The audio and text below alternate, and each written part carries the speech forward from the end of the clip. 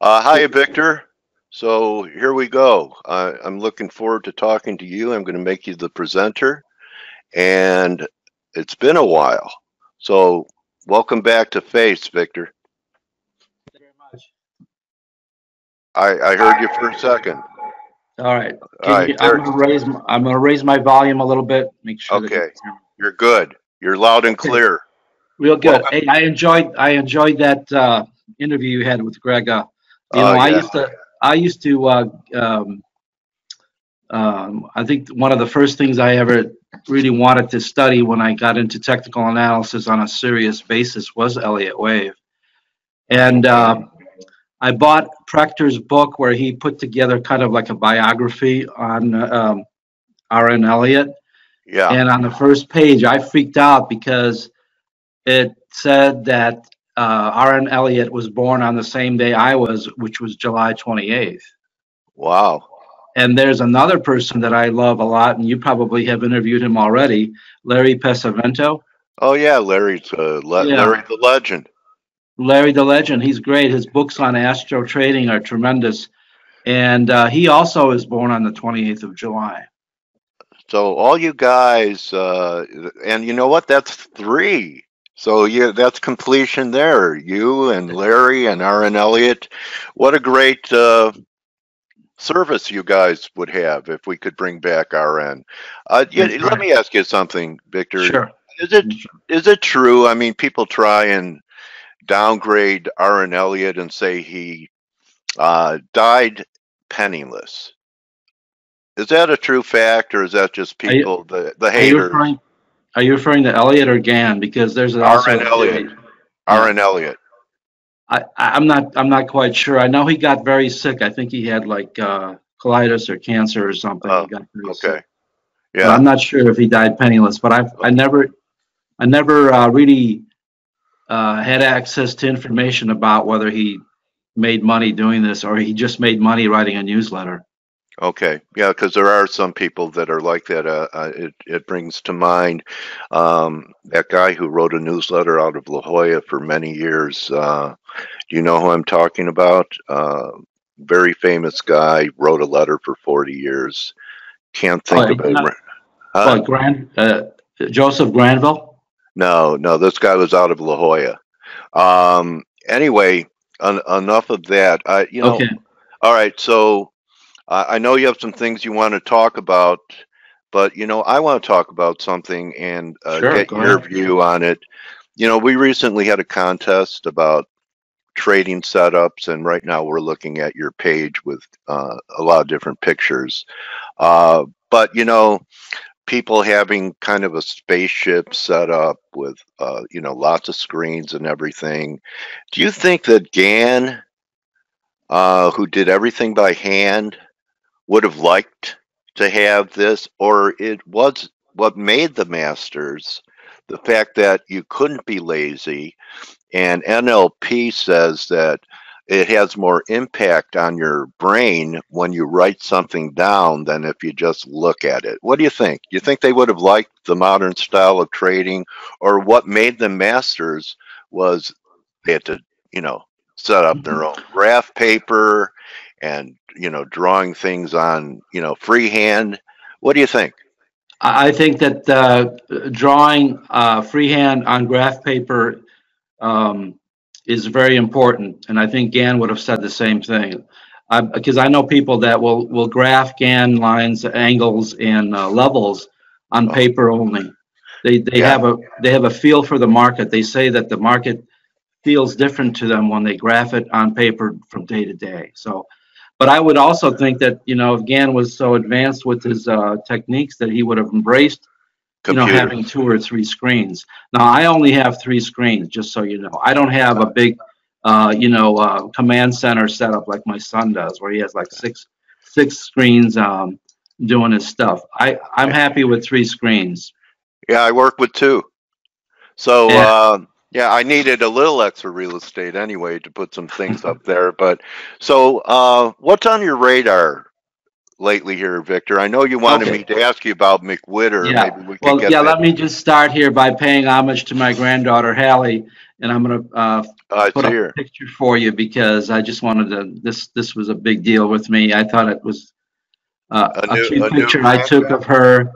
Hallie, she'll be 2 years old in September, and there she is looking at a candlestick pattern that we call the Three Rivers Evening Star.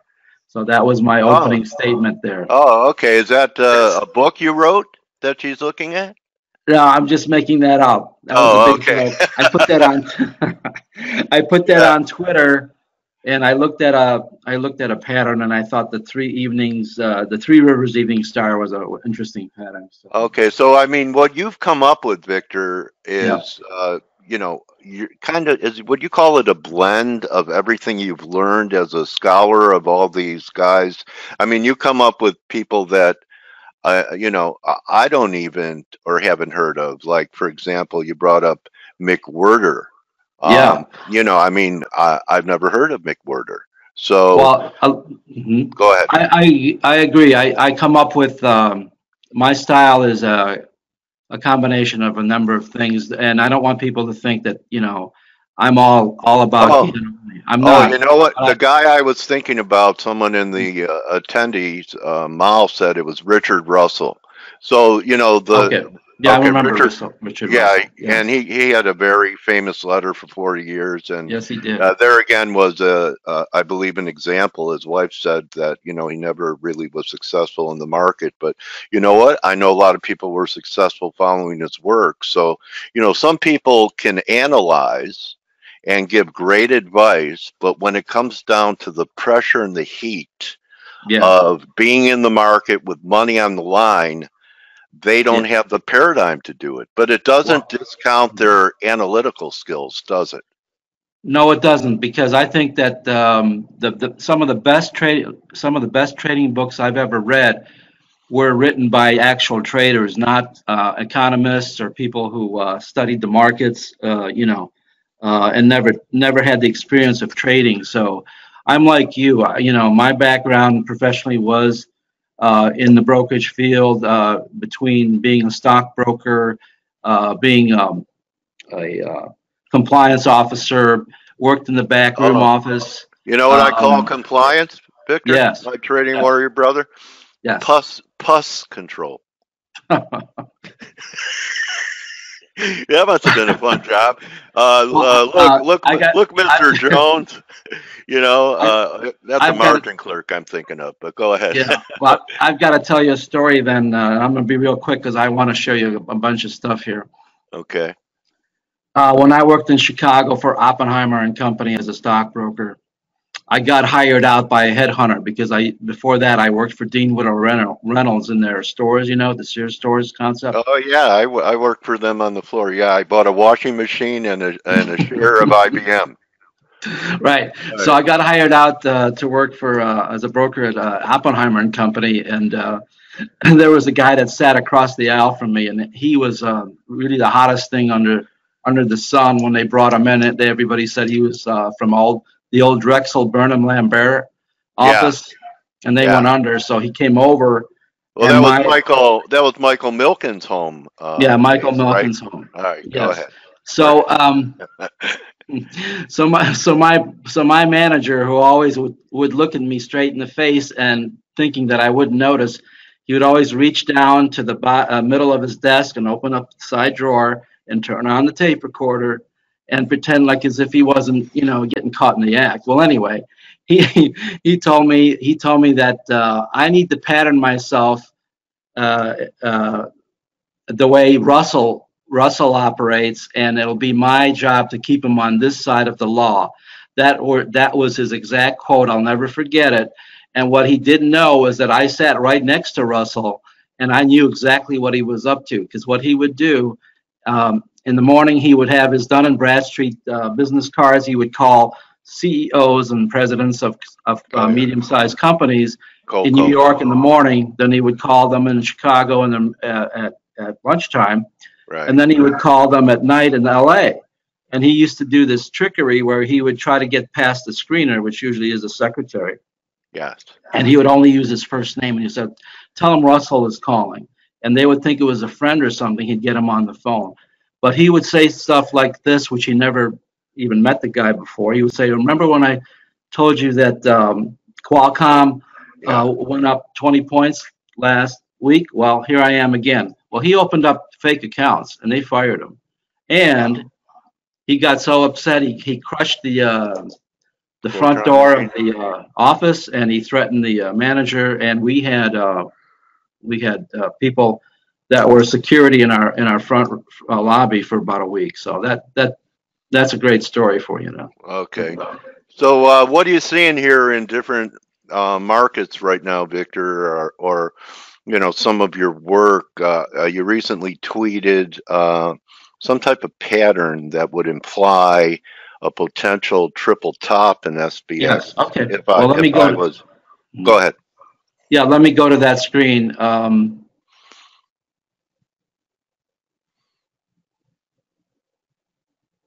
Okay, if you can see that. Yes, we got it. Okay.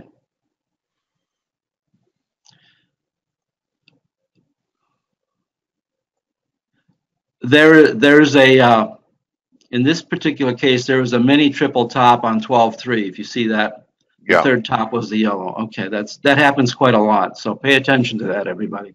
You can see many triple tops within a larger swing, because the swing from 924 down to the December 26th low was the major swing.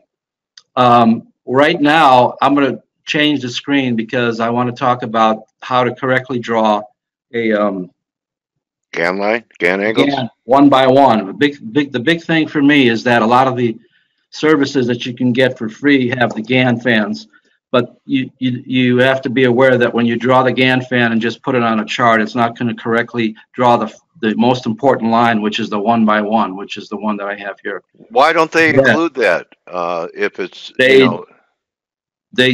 I don't know. I think it has to do with the mechanics of figuring it out ahead of time based on the size of the chart. And so what I have found out is that if you take the low, in this case, I'm going to change the screen and show you what I mean. Okay. Because these lines are not only meant to project potential price points, they're also projecting time of the time where a market might get to a certain point for a turning point, correct? You're exactly right, because here's a close-up of that chart I just showed you. Now that bottom low there, that's the December 26th low, I believe, and that's the E-minis, and that low is 23.16. So what I do is I take that number 2316 and I reduce it by a factor of 10. So now I'm using 231.6, and I have to get the square root of that number. And when I do the square root of 231.6, I get the value of 15.218. That tells me I need to go over 15 trading days. As you can see there, right above there, it says 10 bars, 15 days. So I'm sorry, 15 calendar days. Okay. Now to get the correct pricing where that angle meets the 15 days. I was saying that we should have 15. This trend or this move has a lifespan of 15 days. Is that the point? No, actually, I'm going to give you the rest of it. Yeah. Okay. What happens is first you have to find out how far in time you have to go out by the squaring method. So that's 15 days. Now to get the other part of the equation, so to speak, the price level where this one by one has to meet that 15-day vertical line, you would take 15.218 and you would add 1 to it. And so now what you want to do is get this square. You want to get 16.218 squared. You want to square it. So when you square 16.218, you get a value of 263.03. Now this line right here that I'm showing you right here, that line is 263.03. So when you move your GAN fan up this way, you're going to drop it right there. because that's the correct way to do your Gann fan. And you can do that on TradingView because they have a little toggle thing that you can use all the time. So that's very important. I wanted everybody to be aware of that, because when you drop Gann fans any which way, it's not going to be correctly giving you the information you need. And so let's go back to great mentoring. So let's go. I wanted to show you something regarding the use of astro trading methods using planet levels. Okay. See if I can get the right screen. Okay, need that. Okay. If you see over here in the lower left corner, this is a Gann fan that I placed on the chart off the top that we had. I think it was what in September? The winter. Okay, yeah, the fall. All right. So that was a breakout. Okay. And that was a breakout, exactly. That's why I have the ellipse there when I posted that a few weeks ago. So you're right. These are resistance levels and they become support levels. Look what happened here. It became a support level and bounced back up. Now we got into an area that a lot of people think is occultish. This is the best word to put it, which means hidden knowledge. Where some people will use the levels of the planets where they are currently, and they create what we call the Jupiter line, the Saturn line, the Pluto line. And when we convert the price of the ESs into a longitude number, we can track where the price is moving in relation to being near these planets.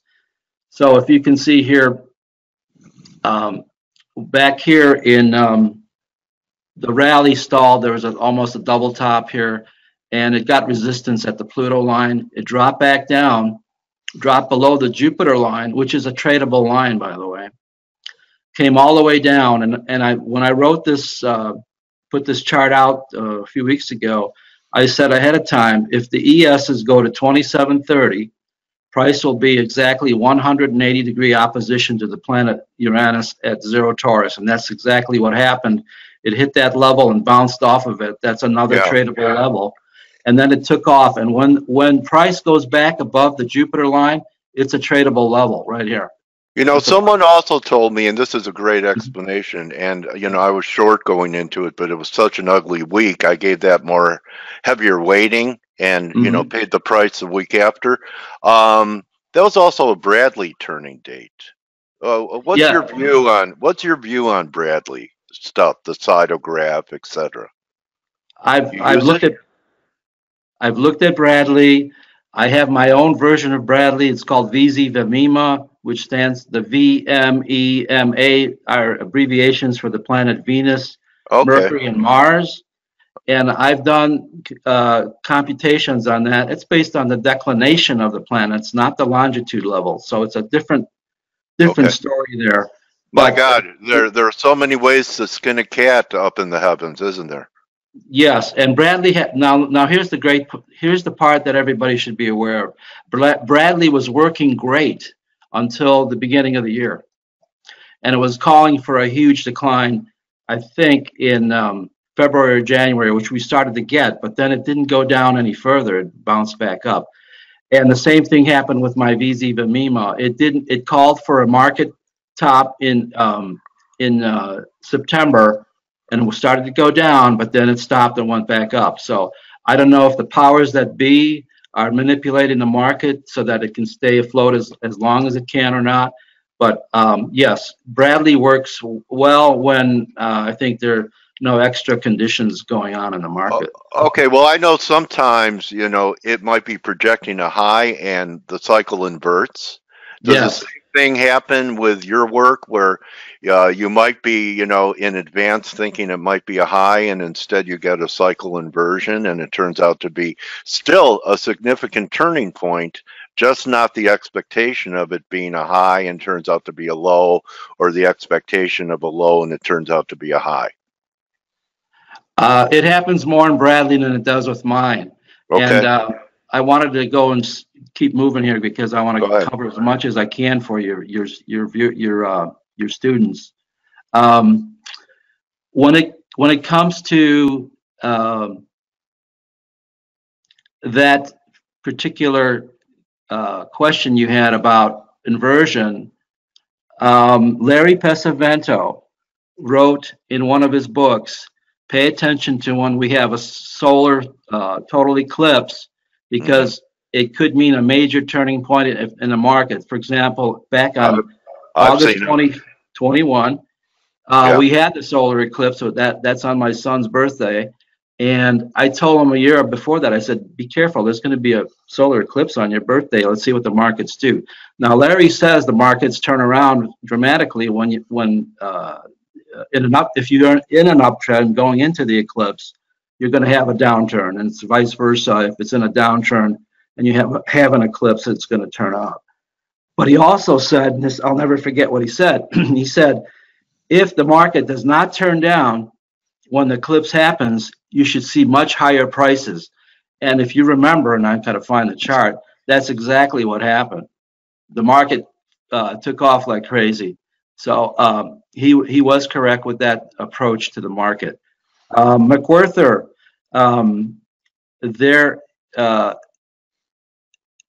there's a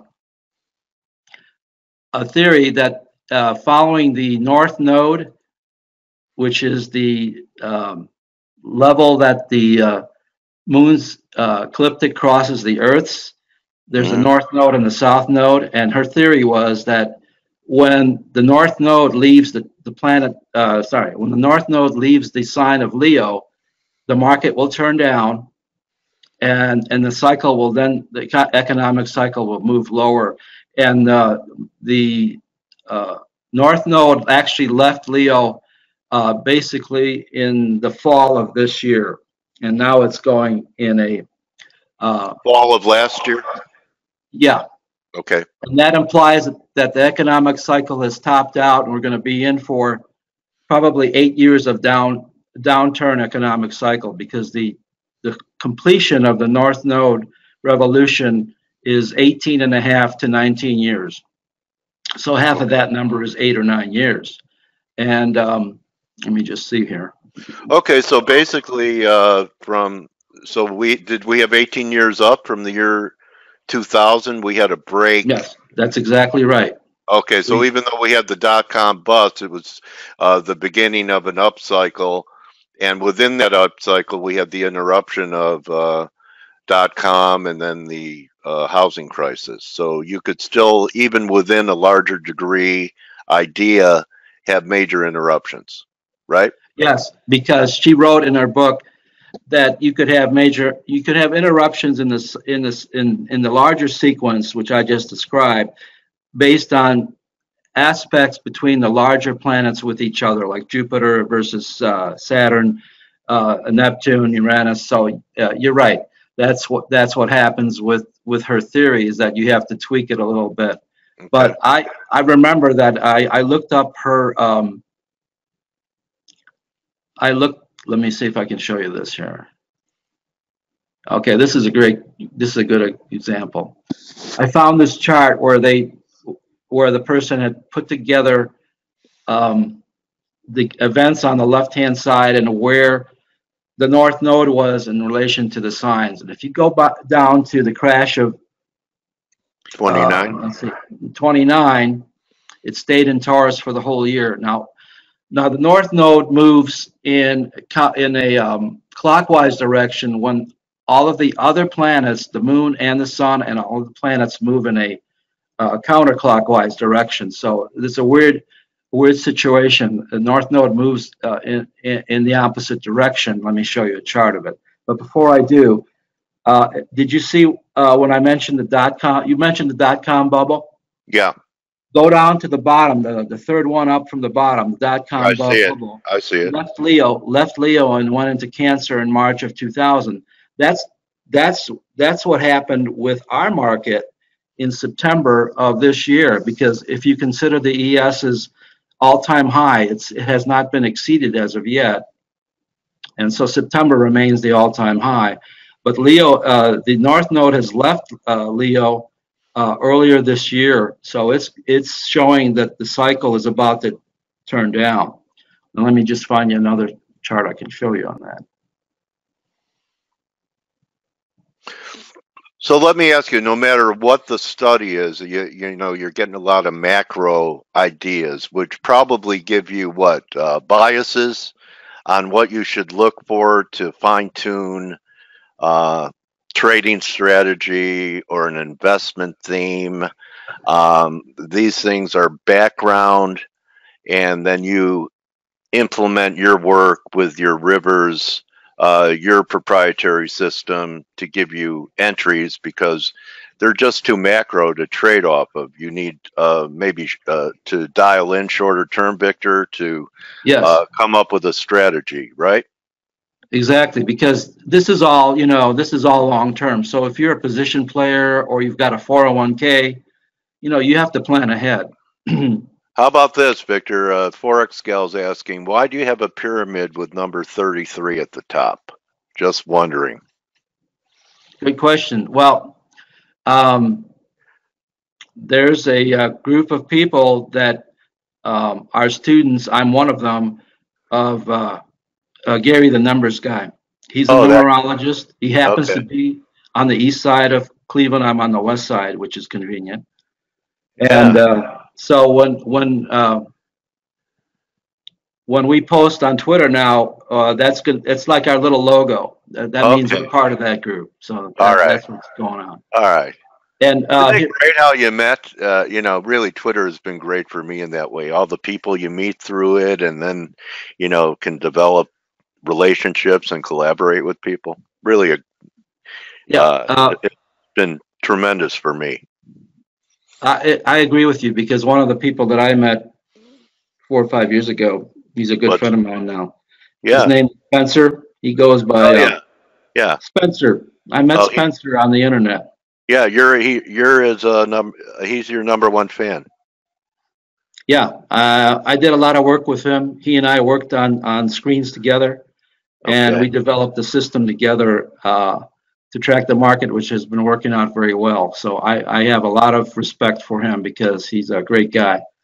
And but I want to go. I want to continue on here.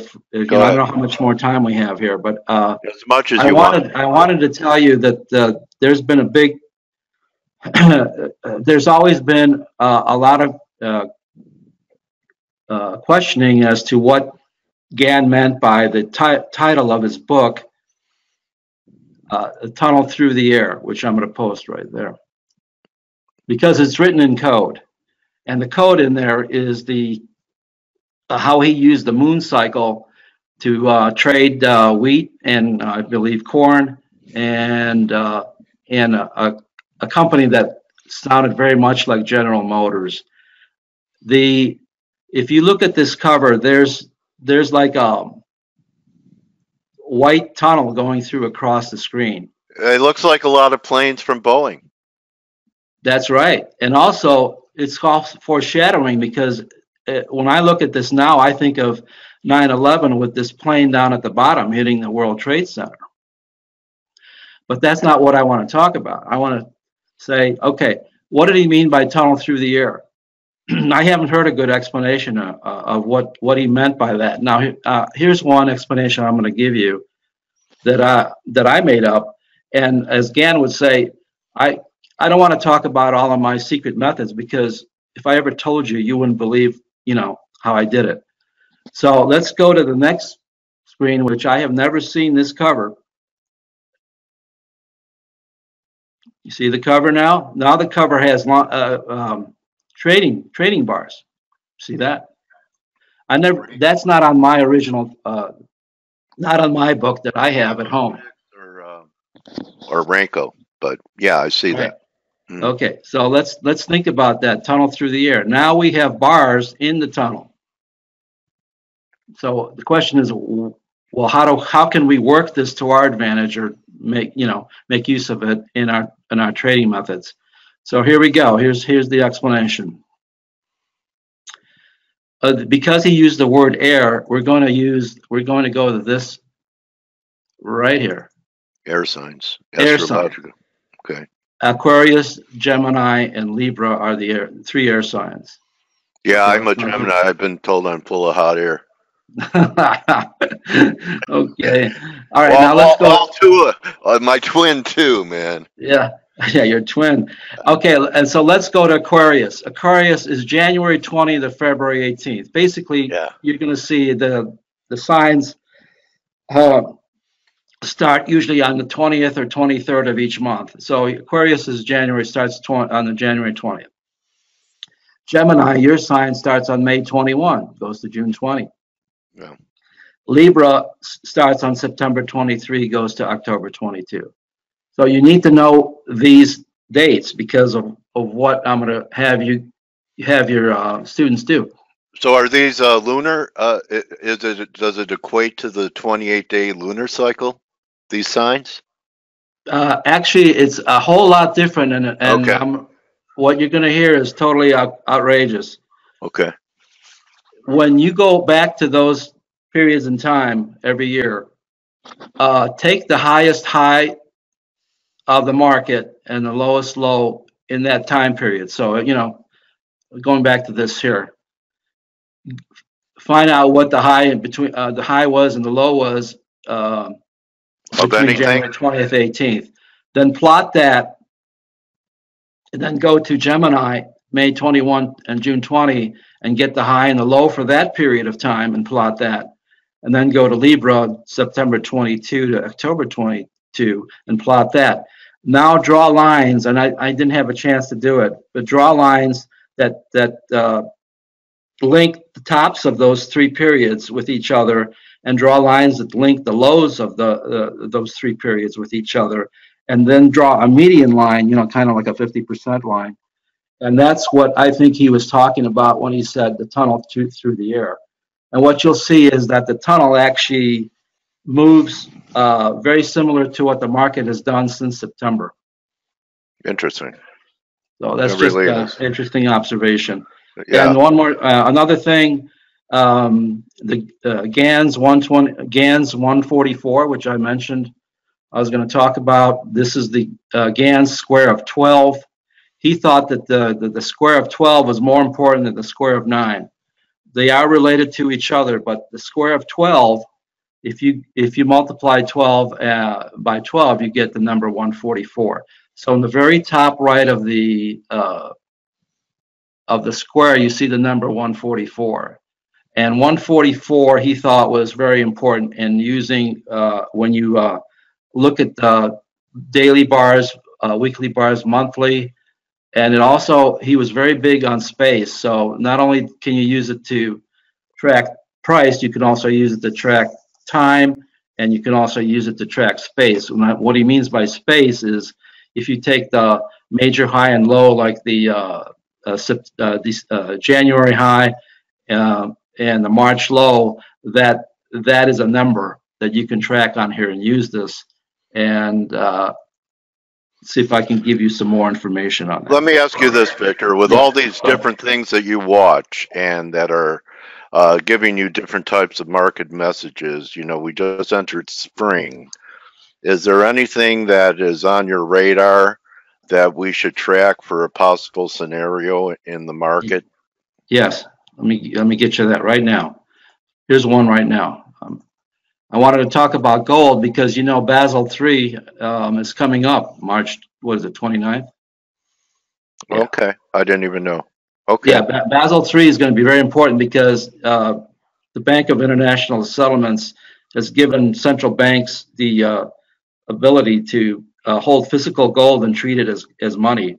Remember when Bernanke was asked in that famous quote, you know, is gold money? And he said no.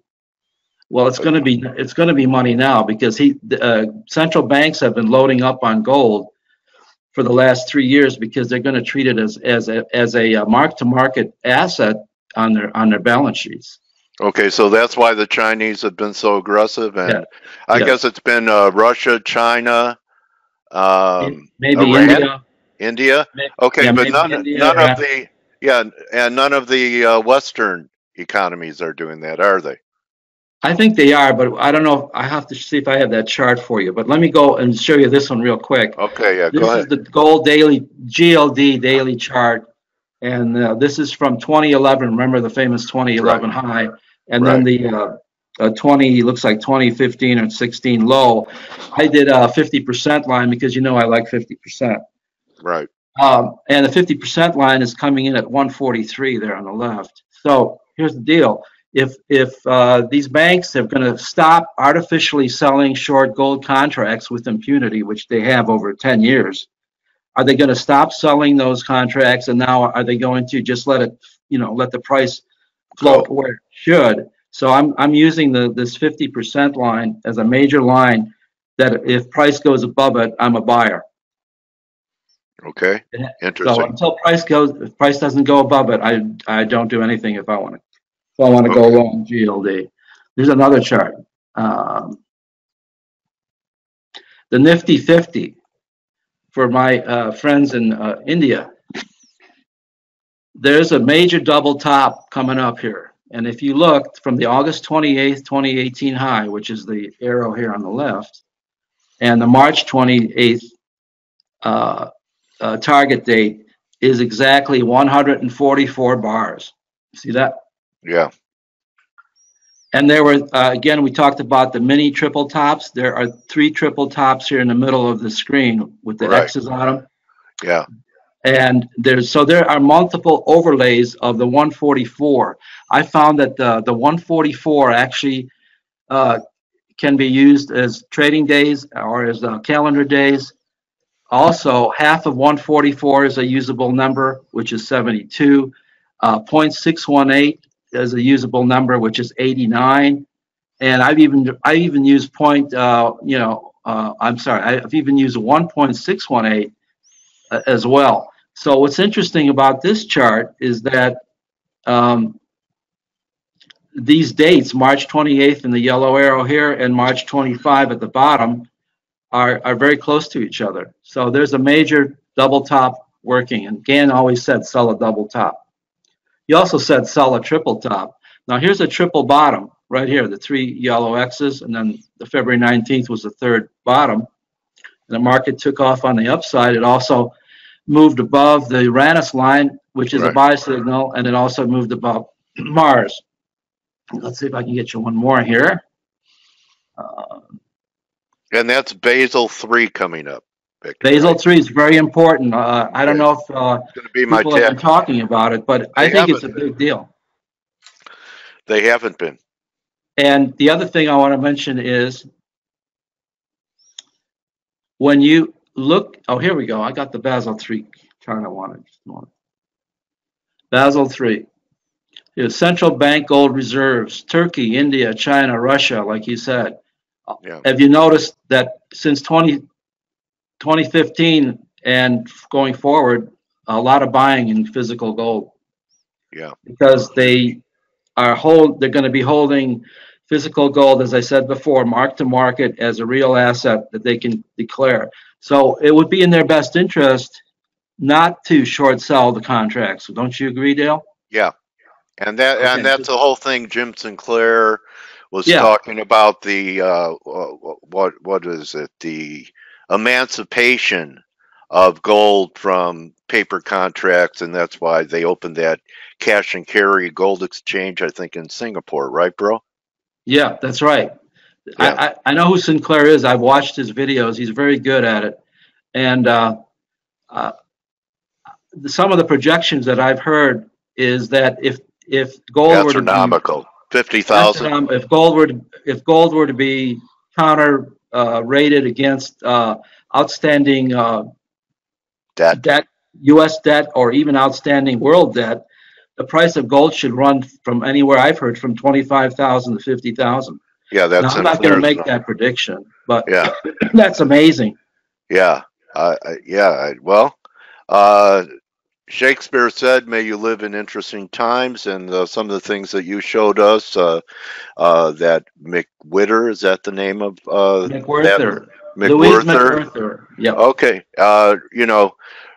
Very intriguing material today, Victor. So hey, let me just real quickly finish with this. I know you got to go. Okay, go ahead. A friend of mine, Edward Allen Topel, he was a trader on the Merc. He traded the minis, I think, or the full size contracts, and I think he traded IBM. He's passed away. I think he passed away 5 years ago. He was a friend of mine because he belonged to a Sherlock Holmes group that I created in Chicago called the Criterion Bar Association. He was a big Sherlock Holmes fanatic. Okay. Well, he wrote this book, which everybody should get because, and I'm not pushing it because he's a friend of mine, but it makes common sense. Don't make any assumptions. Don't go by your gut feeling. The market will chew you up every time. And he wrote the book, and it's called Zen in the Markets. It's a short book. It's probably like 100 pages long. But he's telling you what he experienced as a trader and what he found that other traders did wrong in assuming directions of the market that totally, shot him out of the business. So I wanted to tell you, there's my homage to Alan Edward Topel in Chicago. Thank you so much, Victor. And everyone that is hearing our voices now or watches a video later, you could follow Victor on Twitter at Victor Zubarev. Any other contact information? Victor also does teach this very interesting esoteric type of work. If you're interested to contact him, any other contact spot, Victor, besides your Twitter handle? Well, I found the best is the direct message via the Twitter handle. I respond right away, and then we can move on with discussions. I usually hold a private interview with everyone with me on video chat like Skype or some other method. So I get to know the people quite well, and they get to know me. Victor, thank you so much, my trading warrior brother. Thank you, Coach, for having me. Yeah, may pips rain down on you and all the people whose words are touched by your ideas. And really enjoyed this again, Victor. We'll get back together in the summer and see how this node, which I'm glad it's a lunar node and not a node in anyone's throat or neck. So, really. Yeah. Well, I appreciate you having me on, Dale. And as you know, I call you Coach for the reasons if someone watches the previous video, they'll understand why. Yeah, and I've been using it, and people have been calling it, and you know what? Things have even been better. That's very nice to hear. I'm glad. Yeah. So thank you so much, Victor. Have a great week, and keep in touch. All right, everyone. Victor Zubarev at Victor Zubarev. Adios. And remember, that's our wrap. I'll see everyone for Turnaround Tuesday tomorrow. Good hunting the rest of the day. And most of all, don't just count your pips, count your blessings. And I'll see everyone tomorrow. You're very welcome. Adios.